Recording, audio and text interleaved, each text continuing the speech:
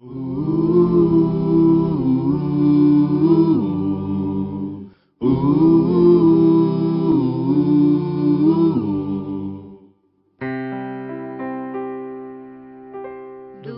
teu falar, ó Salvador,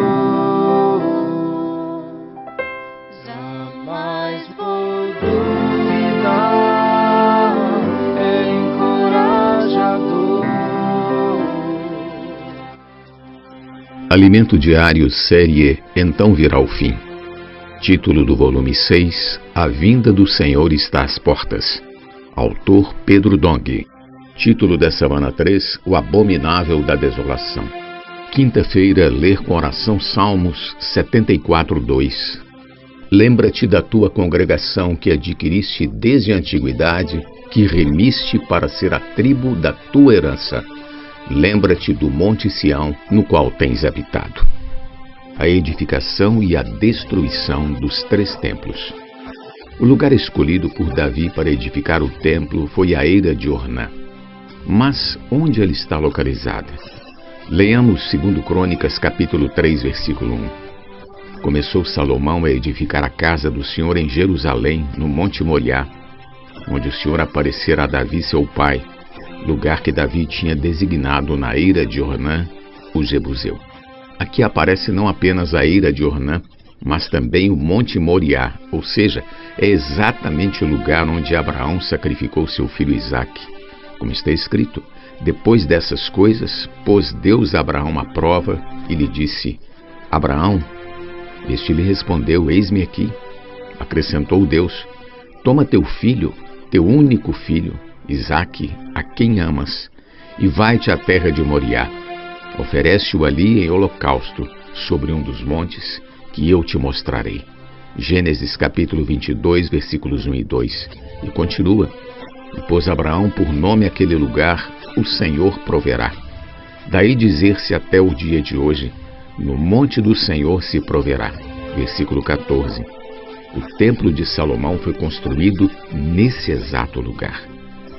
Esse lugar também é chamado de Sião, conforme lemos: lembra-te da tua congregação que adquiriste desde a antiguidade, que remiste para ser a tribo da tua herança.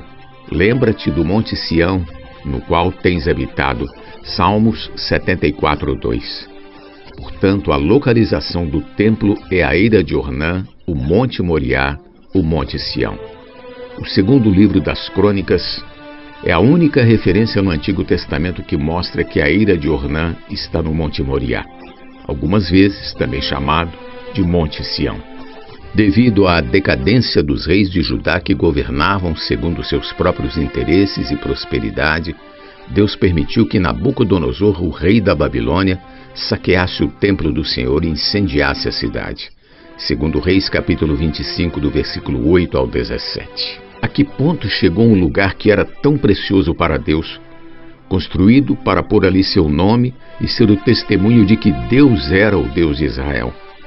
Assim o templo foi totalmente corrompido e no tempo de Ezequiel servia de adoração aos ídolos. Deus permitiu a destruição do primeiro templo no ano 597 a.C.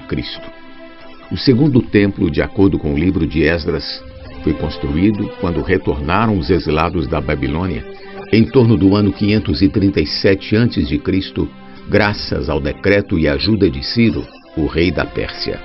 Aproximadamente 50 mil pessoas, sob a liderança de Zorobabel, participaram da reedificação do templo em 22 anos, entre 538 e 516 a.C.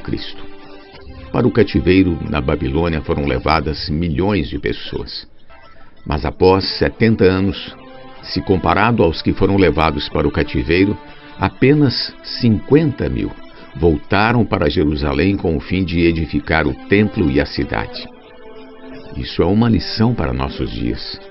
Quem está lutando pela restauração do reino são poucas pessoas, e graças ao Senhor fazemos parte dessa minoria. Em figura, nós voltamos com Zorobabel para a reconstrução do templo e hoje estamos trabalhando para restaurar a igreja da degradação da Babilônia, trazendo-a de volta para a condição da pureza da igreja em Filadélfia. Essa tarefa, entretanto, não é fácil.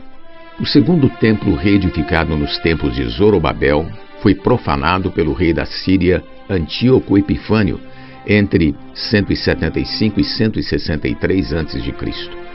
Ele tomou os objetos sagrados do templo como despojos e colocou um altar e uma estátua pagando o deus Zeus, o principal deus grego, no lugar santo, contaminando a casa do Senhor. Isso tem tudo a ver com o abominável da desolação.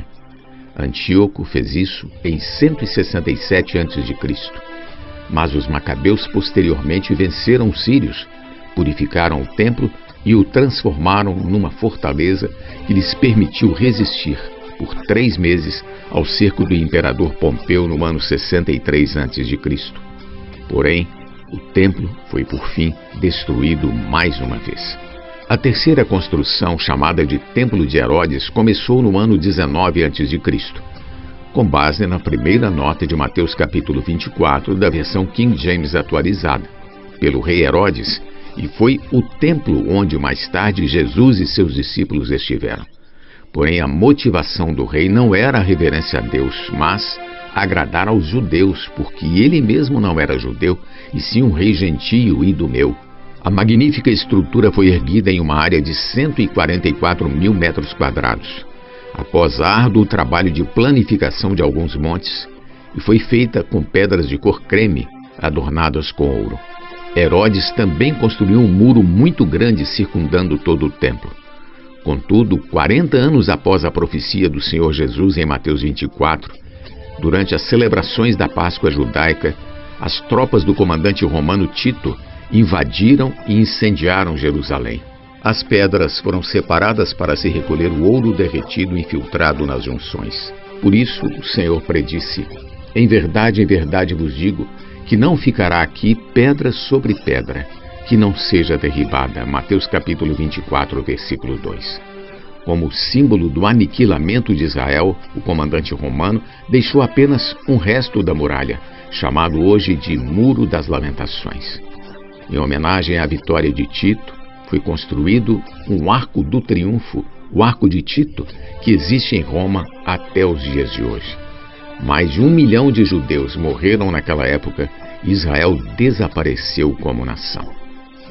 No século VII, sobre os escombros do templo, foi construída a mesquita muçulmana conhecida como Cúpula da Rocha ou Domo da Rocha.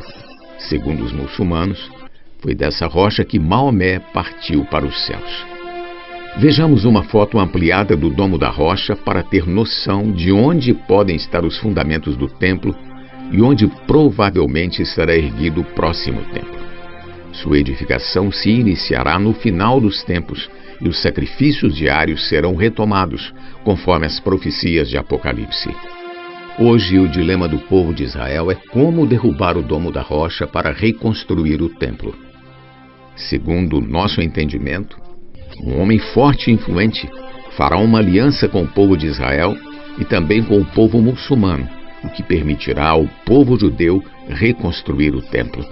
Essa aliança durará 7 anos e será a última semana referida no capítulo 9 de Daniel, quando a história de Israel será retomada. Todavia, esse homem que fez a aliança, na metade dos 7 anos, se revelará como o Anticristo e quebrará a aliança. A partir daí, começará o terrível sofrimento da grande tribulação. Pergunta de hoje: o que representam os 50 mil que retornaram a Jerusalém no tempo de Esdras? Jesus é o nosso Senhor. Do teu falar, ó Salvador, jamais vou duvidar, é encorajador, fiel me faz andar, faz tua glória eu ver, o mal vem derrotar. Fiel me faz andar, faz tua glória eu ver, o mal vem derrotar.